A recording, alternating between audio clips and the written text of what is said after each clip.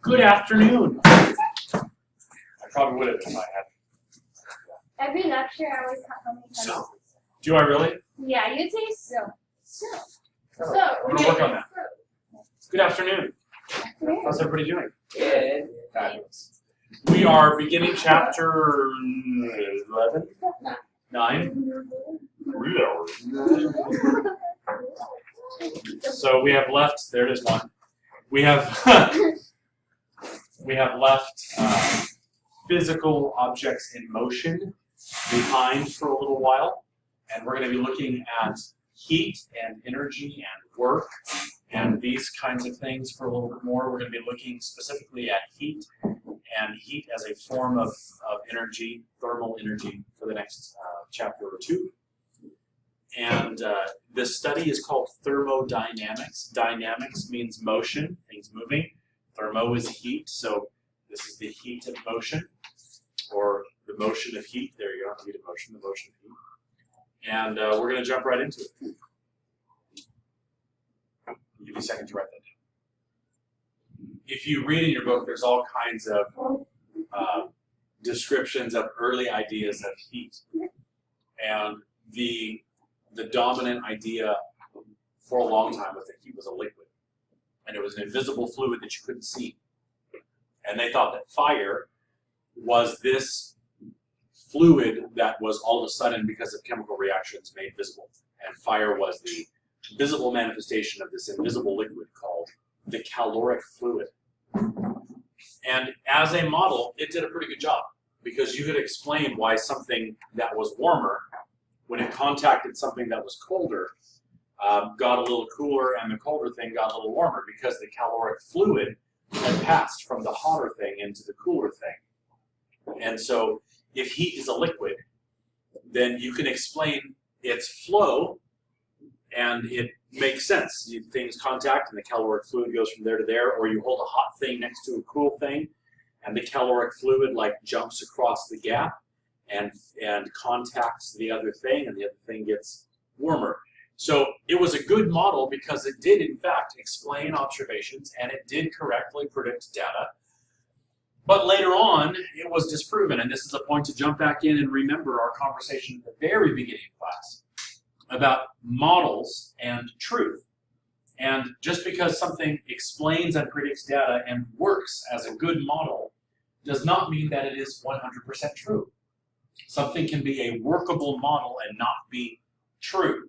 And we discovered that the caloric fluid model was workable, but not true.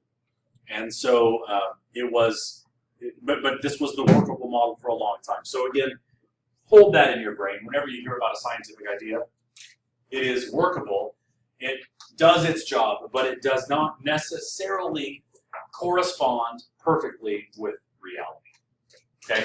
So science is always kind of moving and shaking and changing, and the Word of God remains forever. We had a cool experiment done in the 1800s that demonstrated that heat was energy, not an invisible fluid. Benjamin Thompson and Jules Robert. They did different experiments, but they both were tickling at the idea that we're talking about an invisible energy source, not an invisible fluid. And so the term thermal energy starts to show up in science in the 1800s, but it was not decisively proven by either of them, because neither of them actually were scientists. Both of them had other jobs, and their jobs gave them reason to investigate this question, but they didn't design experiments that were foolproof. They didn't control their variables very well.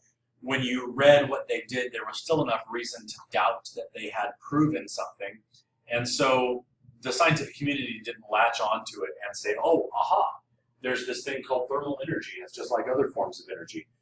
That didn't happen until the work of James Joule, who was a professional scientist and did know how to design a controlled experiment in a conclusive way. Yes, sir.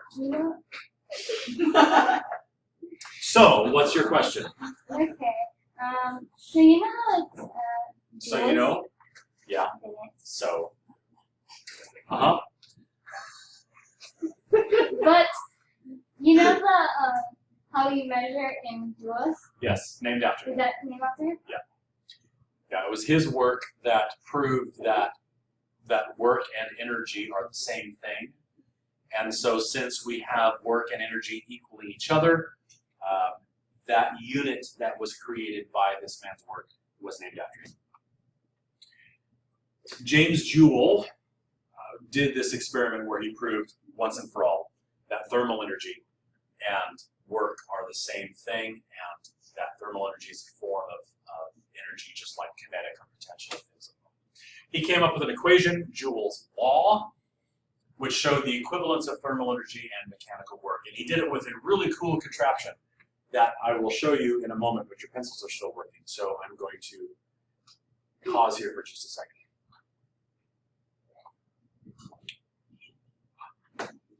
So one of the first, there it is. One of the first experiments to try to demonstrate that thermal energy was not a fluid, that heat energy is energy, was with the boring of cannons. So what they do here is the piece of steel is strapped to a foundation, and this drill bit goes in and cuts the cannon, the cannon shaft as it goes down. And it gets ridiculously hot. It gets red hot. And what they were showing was that the dull drill bit, the dull boring bit, makes more heat than a sharp, brand new boring bit. And Thompson said the reason that happens is because there's greater amount of friction on a dull grinding bit than there is on a sharp one. And the increase in friction causes an increase in temperature. And so he related it to a force of friction, which would have to do with energy. He says if you're only releasing this fluid by cutting the iron apart, it wouldn't matter if the bit were sharp or dull, because a sharp bit or a dull bit would both remove the same amount of iron and should produce the same amount of heat. And so that was the early demonstration that tried to show that heat was an energy, not a thing. But it was not until Jules' experiment, which was really interesting, with this device that... Oh. So this is Jules, by the way. Man, James Joule. He had a nice beard. He could have been on Duck Dynasty, right? He had an interesting apparatus. He wound up this this pulley sort of system that would bring weights up and create gravitational potential energy on the spool. So now the weights want to fall, and when the weights fall, they make this thing twist. And then when this thing twists, the water gets stirred. And there's a very sensitive thermometer in the water. And he would wind it up, and then he would take the temperature of the water. Wind it up, take the temperature of the water, and then he would let go of the handle. The weights would fall, the water would get stirred, and he could calculate how much work was being done on the water by the falling masses. This is just a work equation, right? You have a force times the distance. And that amount of work being done on the water would actually raise the temperature of the water. And the result was able to show, here's a thermometer that's telling me the water was this temperature before, then I stir it, I put a certain amount of work into the water, and the water gets very slightly warmer. Now, it's not like if you want to make tea, you can put water in a cup and just stir it for a while and then drop it in a tea bag and be like, ooh, nice hot tea. It only goes up very, very slightly, but it does go up in temperature when you stir things. And so he was able to prove that the work of the dropping mass converted to the stirring of the water turned into thermal energy that he was able to measure. So this was the conclusive demonstration that work and heat are the same thing. He was also a Christian. And it's interesting to note that he wrote almost as much about his faith as he did about science. So a professional physicist who wrote all kinds of stuff about physics also produced a lot of papers about his love of Jesus. Here's a neat quote from him. After the knowledge of and obedience to the will of God, the next aim must be to know something of his attributes of wisdom, power, and goodness as evidenced by his handiwork. And that's why he was a physicist, because he saw his discovery of the creation of God as evidence of God's good character. So it's kind of a cool thing. This unit of energy and work that atheists use, named after a guy who did a really, really cool set of experiments, and the reason he did it was because he loved Jesus. It's a neat little chain of cause there. So what is heat? Heat is thermal energy.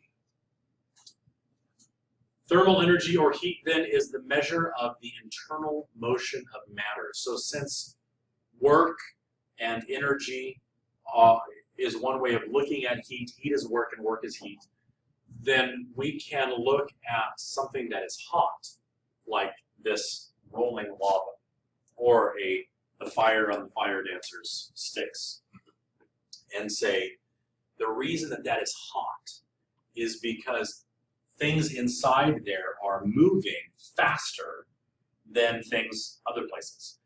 The internal motion of this lava is much faster than the internal motion of the road over which this lava is flowing. That's why the lava is hotter than the road. And when the lava flows by on the road, the reason the road heats up is because it's being bombarded by all of this internal motion of the lava, and it starts to move inside as well and gets hotter. So thermal energy is the measure of the internal motion of matter. Some things happen as they get hotter. Wow. Things as they get hotter, they get bigger. Okay, and so that's a phase change. With the reason that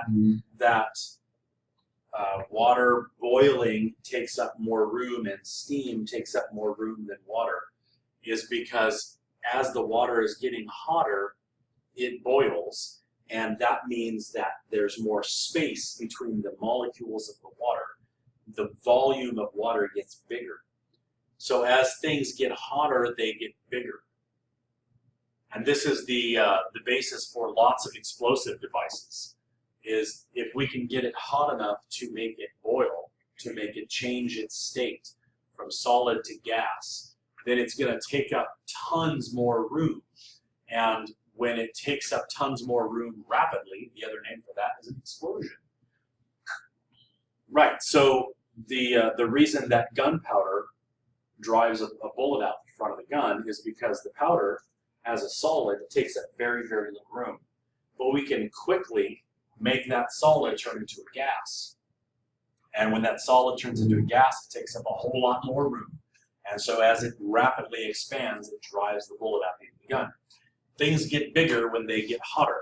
On a smaller, less dramatic scale, if you are a ring wearer, and I don't know if anybody's a regular ring wearer yet, certainly when you get married, you'll have a ring on all the time, and even if you're not married, you might just have a decorative ring on all the time, but you might notice that the same ring in the summer feels like it's kind of tight, and it's hard to get the ring off of your finger.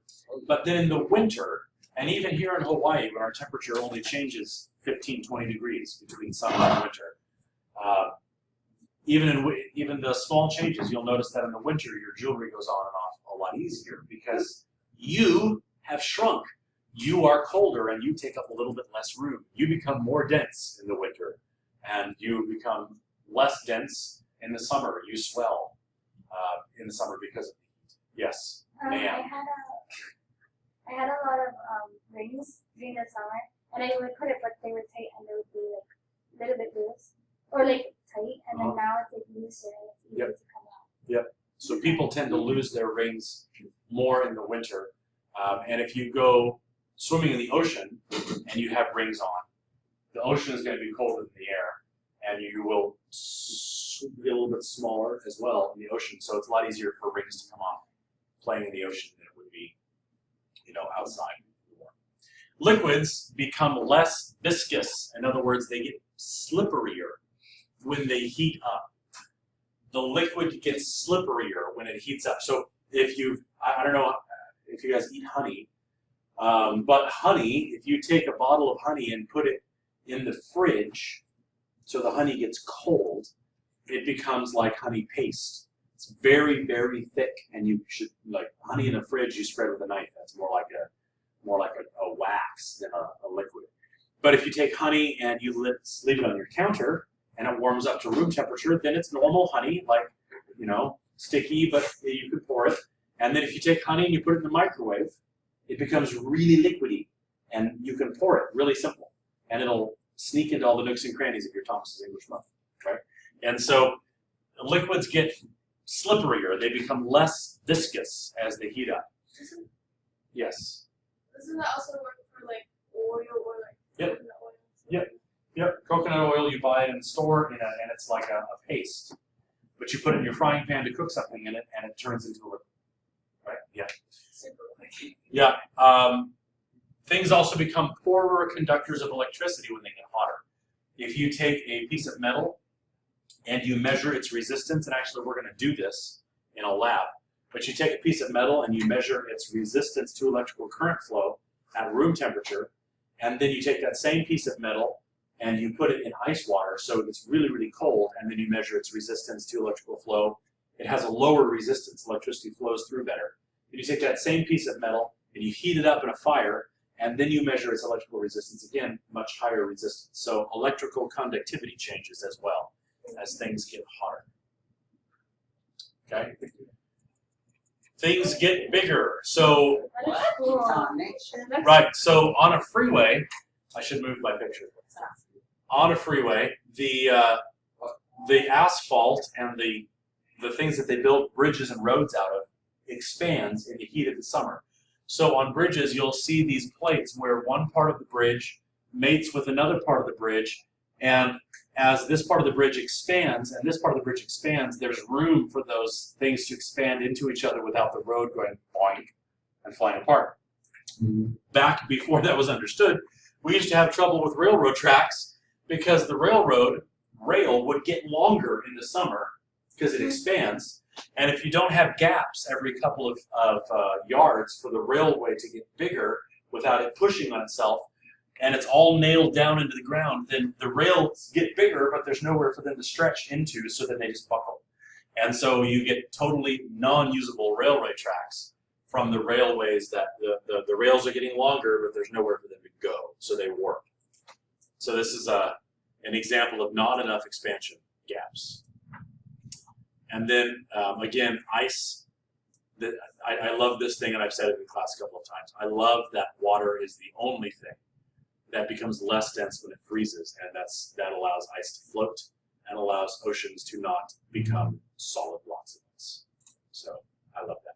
Here's just an example of viscous solutions.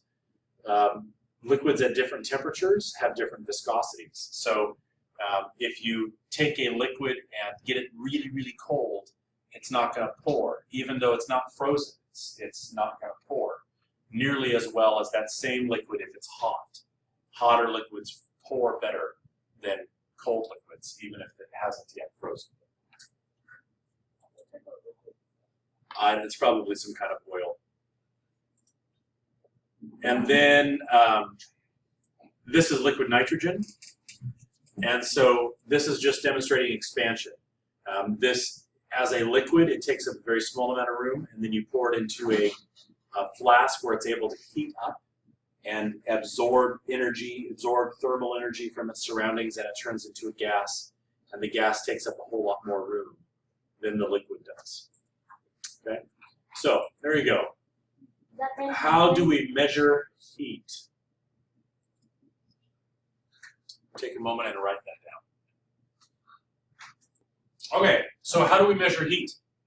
There were lots, thank you, you're welcome. Lots of attempts to try to measure heat early on, and while they thought it was a liquid, they were trying to measure it in funny ways.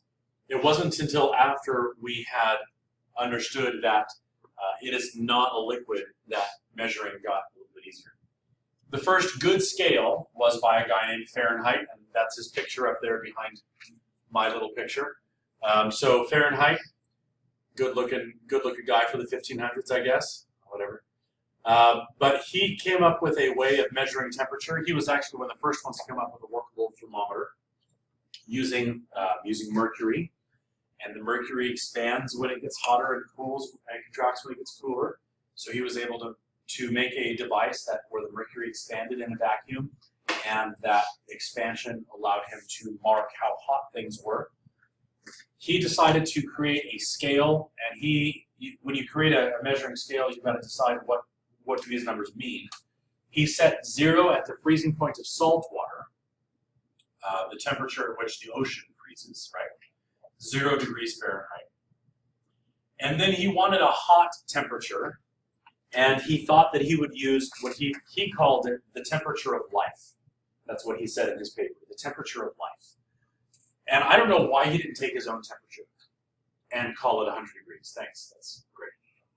I don't know why he didn't take his own temperature, but he took the internal body temperature of a deer. How do you get the internal body temperature of a deer? I'm sure that it was a hunted deer. I'm sure that they wouldn't shot the deer and then took its temperature. I did read one thing when I was in school that has always stuck in my head just because the picture is ridiculous. One thing I read said that he took the rectal temperature of the deer. Like, stuck the thermometer up the deer's butt. While the deer was alive. How do you get that done? How do you like wrestle the deer to the ground and be like, just a second, baby, this will only be weird for a minute? I don't know. But one way or the other, he took the temperature of the deer. I think it's probably more correct that he shot the deer and then stuck the thermometer in the deer and was like, okay, deers are 100 degrees. Why didn't he take a human's temperature? I don't know, but it was a deer. And he called it the temperature of life.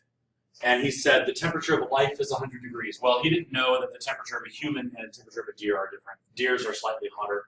So after he set the thermometer at 100 degrees for the internal temperature of a deer, he then discovered that humans are a little bit underneath that. So our body temperature came out to the unmemorable temperature of 98.6, because we're slightly cooler than a white-tailed deer. But whatever. He had a scale set at the temperature of life and the freezing point of water. And freezing point of salt water. And that worked okay, but in laboratory sciences, we very, very frequently need temperatures much hotter than the body temperature of a mammal. And so you're working in very large Fahrenheit numbers. You know, when water is boiling, it's a lot hotter than the temperature, the body temperature of a mammal. And so you've got much bigger numbers. And the freezing point of salt water is not as convenient of a 0 point as the freezing point of fresh water, because again, in laboratory sciences, we don't work with salt water as much as we work with fresh water. So Fahrenheit scale was okay, and we here in America still use the Fahrenheit scale because I don't know why, but we do. But along came another dude named Celsius, and Celsius was a chemist. And he was tired of using really, really big numbers for Fahrenheit temperatures. And so he came up with a different temperature scale. He used 0 at the freezing point of fresh water, which is more convenient because we work with fresh water more often than salt water. And instead of 100 degrees representing the body temperature of a mammal, he said, let's stick with things we use more, like boiling water. So the boiling point of fresh water became 100 degrees. And now you've got a temperature scale that's much more convenient for laboratories because you're freezing or boiling fresh water much more often than you're taking the internal temperature of the deer. And so his scale is easier to use in labs. Laboratory chemists like his scale better. And then when the metric system was created by the French, they were looking around at how are we going to measure temperature.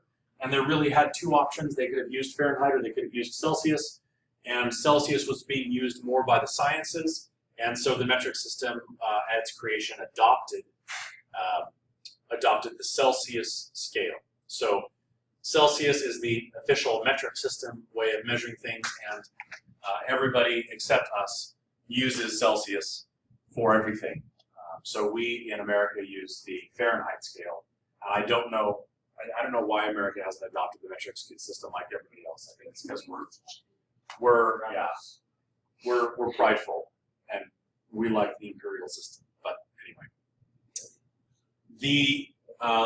to convert from degrees Fahrenheit to degrees Celsius, there is a conversion factor here. Your degrees in Fahrenheit equals 1.8 times the degrees in Celsius plus 32. So your, it's 70 degrees in the room. 70 degrees in the room, what's the temperature in Celsius? 70 degrees in Fahrenheit, you would then have to solve for C. So you could subtract 32. 70 minus 32 is 38. There you go. 38, and then, so 38 equals 1.8 times degrees Celsius, so you would then divide 38 by 1.8, and you would get something along the lines of 20. So we're somewhere around 20-ish degrees Celsius. So generally speaking, Celsius measurements are smaller than Fahrenheit measurements. And just a little point of curiosity, there is a point at which degrees Celsius equals degrees Fahrenheit, and you could solve that equation for that number and figure out at what temperature is it the same temperature for both Fahrenheit and Celsius. And I'll let you play with the algebra and figure that out. But this is the temperature scale that almost everybody uses. And then along came Lord Kelvin. Lord Kelvin, and this guy, he looks like a lord. There he is, Lord Kelvin. He was obviously a landowning politician, that's why he was Lord, but he was also a physicist. And so he began to explore the concept of how cold can cold be? How cold can you get? We understand that, theoretically, you could get infinitely hot, because heat is just an internal motion. But if there's more motion when things get hotter and less motion when things get colder, there should come a point when there's so little motion that there's actually no motion. What would be the temperature of no motion? Yeah. So he began to explore the idea of absolute zero. The absolute coldest that cold can be. And it was his question, and it was his motivation to do this work, but he was actually not the one who found the answer. The guy who found the answer is another scientist you've already heard of in last chapter, and that was Jacques Charles, the balloonist after whom we named Charles Lott. Jacques Charles saw the research that Lord Kelvin was doing, and actually came up with a really clever way to ask the question experimentally that Kelvin had not yet done. So Jacques Charles jumped in there and found the answer to the question at 273.15 degrees Celsius below zero, so negative 273.15 Celsius. And then when Jacques Charles came up with this number, he named that value after Lord Kelvin because it was Lord Kelvin's question. And so he called that absolute zero, and he created a new way of measuring temperature, not based on the freezing or boiling points of water or the internal body temperature of mammals, but based on how many degrees above absolute zero.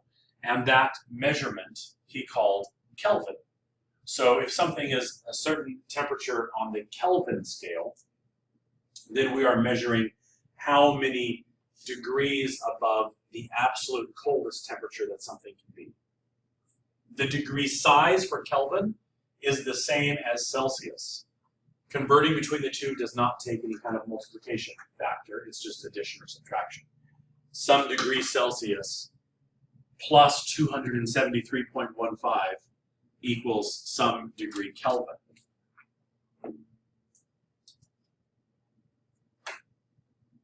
Okay. Yes. It's not the actual absolute zero temperature. Yes.